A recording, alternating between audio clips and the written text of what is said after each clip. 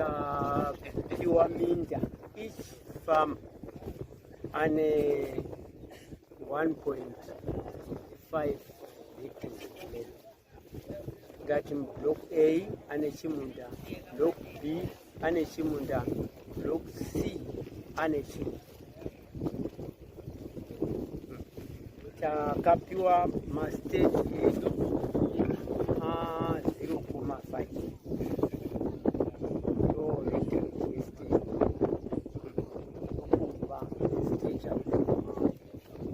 saka tichitendedzwa kufuwa mombe 5 kana dziri makomani. But unfortunately vamwe havazofuwi tokudafuwa nenyama. Vamwe vasina kufuwa but certain number inokwana. Minda yedu inoshandisa 2 pieces.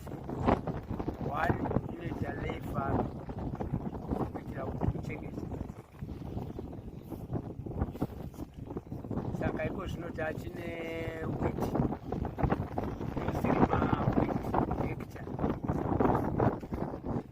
Saka kana tichirima hectare hapana munhu anoisa wheat iri pasi pe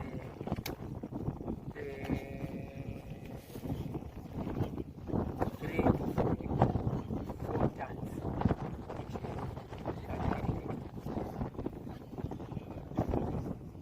Dambudziko redu rakazogadziriswa neAFC nderama-inputs,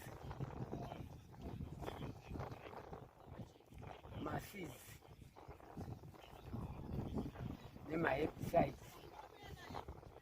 Tinoshandisa machemicals kuuraya bundo.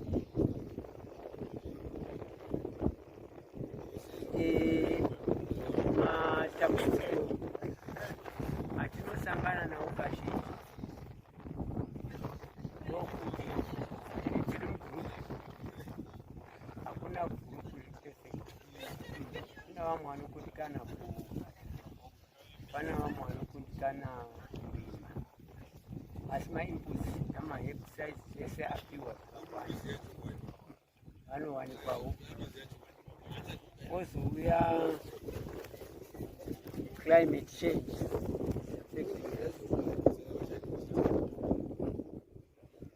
ndo yandandati inogona kugadzirisiwa